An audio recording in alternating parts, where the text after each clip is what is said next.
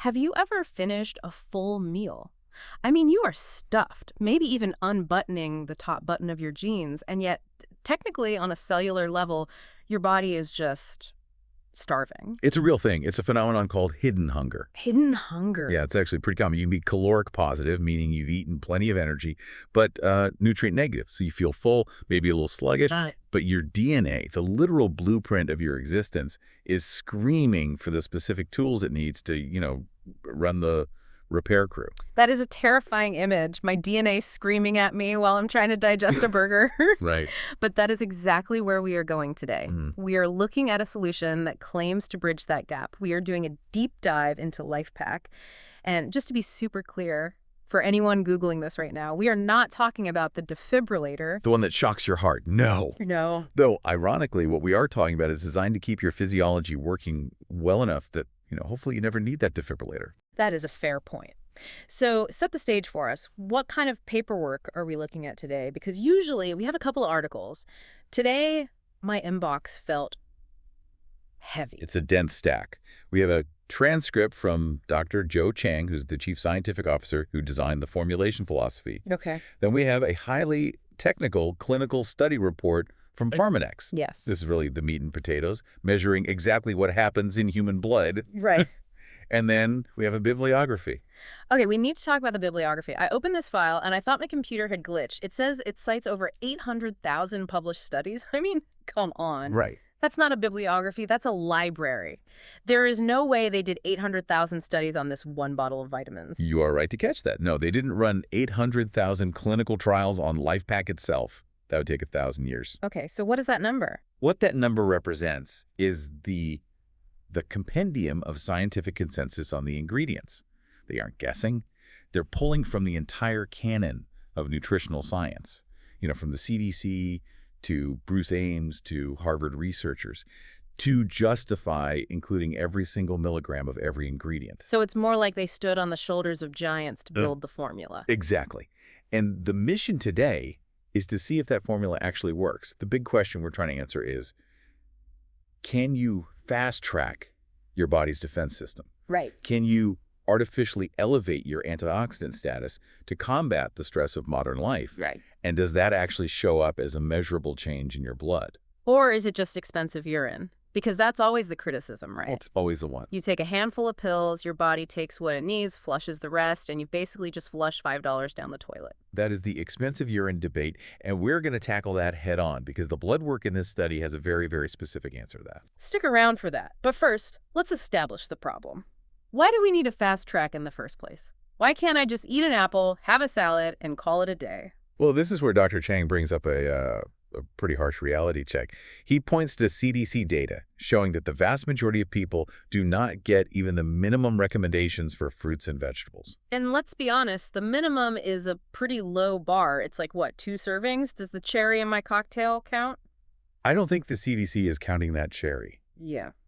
But even if you are trying, even among people who really try to eat a balanced diet, research shows most people are still deficient in one or more micronutrients. Really? It's the modern deficit. Our lifestyles are hectic, we rely on convenience foods, and honestly, the nutrient density of our food just isn't what it was 50 years ago. Soil depletion is a real issue. So even the healthy eaters are likely walking around with chinks in their armor. Precisely. And this is where Dr. Chang frames LifePak differently. He doesn't call it a multivitamin.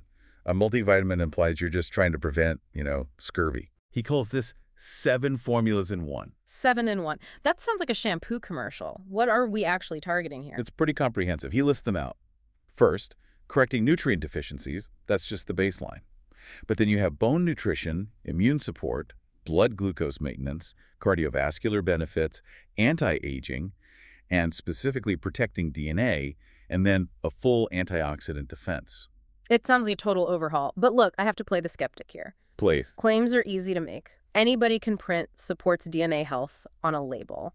I want to see the receipts. You mentioned a clinical study report. I did. Now, this study was run by Pharmanex, the company that makes the stuff. So immediately, my alarm bells are going off.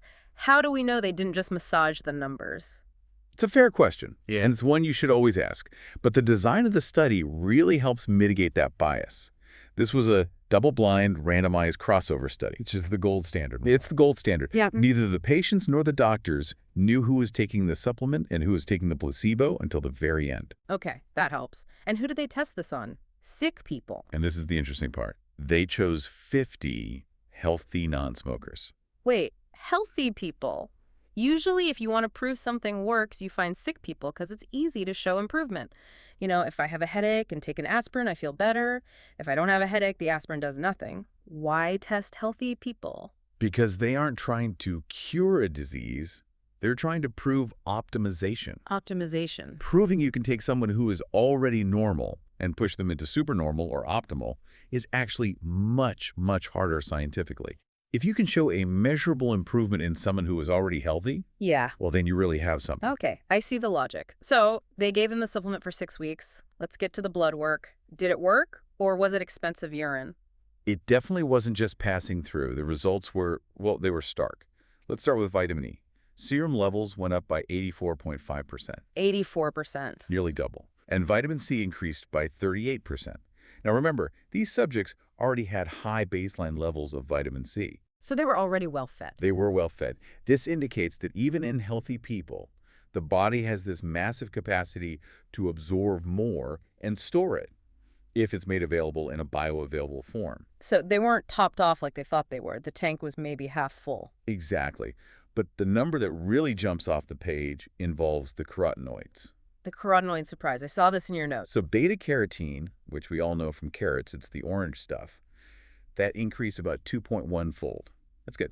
But alpha-carotene, that increased 7.7-fold. Nearly 8 times the amount in their blood. Okay, hold on.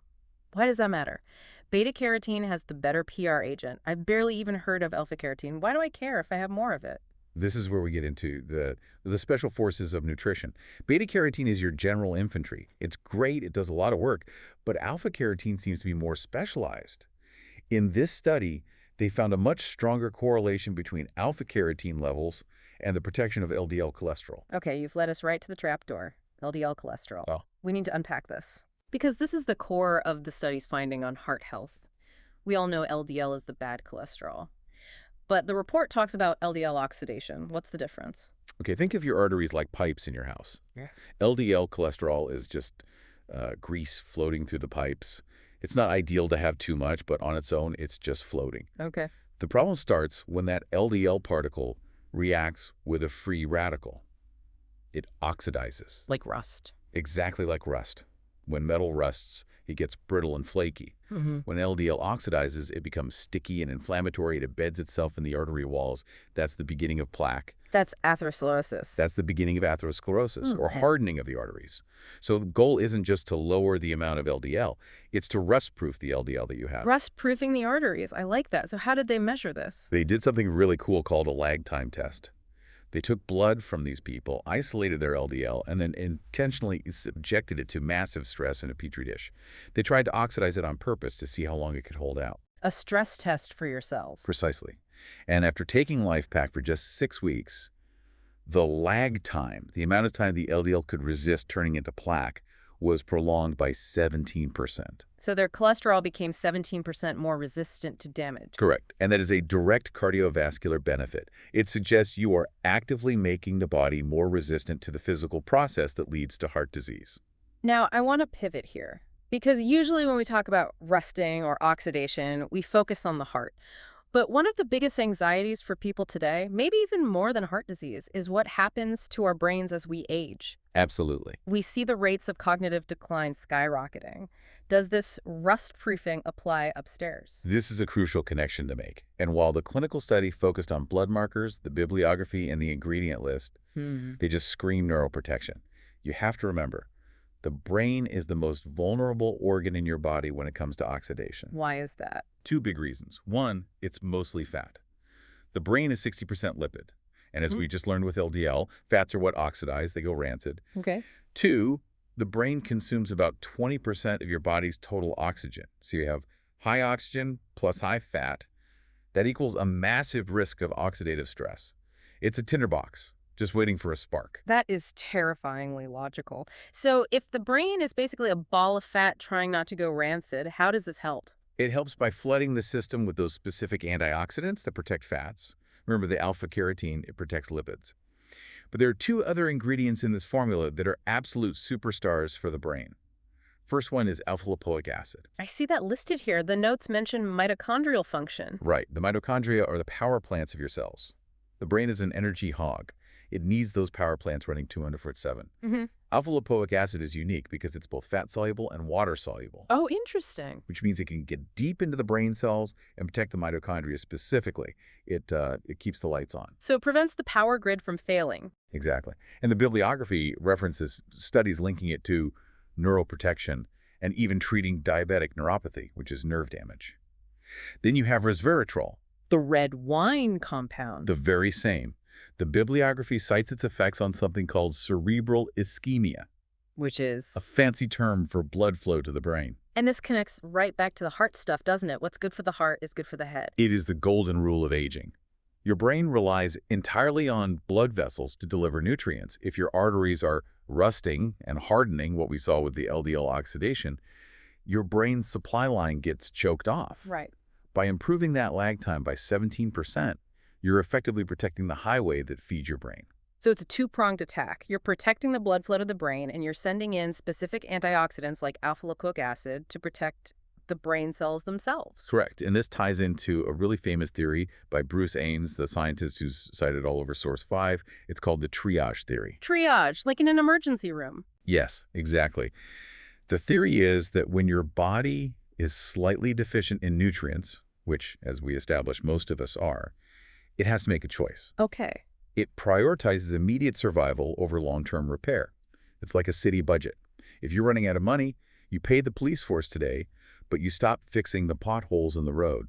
And eventually the road collapses. Exactly. The potholes in your body are DNA damage. If you don't have enough zinc or vitamin C, the body stops repairing your DNA. That damage accumulates over decades, and that is what we call aging. And that eventually can lead to things like dementia. So by flooding the system with something like LifePak, you're basically giving the city manager enough budget to finally go out and fix the roads. You're shifting the body from survival mode to repair and maintenance mode. You're funding the long-term projects. I love that analogy. Now, I noticed something else in the formulation. Dr. Chang said there are over 40 antioxidants in this thing. Why?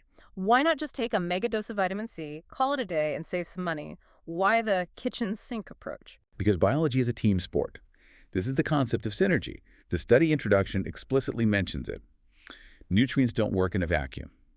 They rely on each other. Give me an example of the team at work. Okay, take vitamin E. It's your primary defender against that rusting we talked about. It takes a bullet for your cells. It neutralizes a free radical.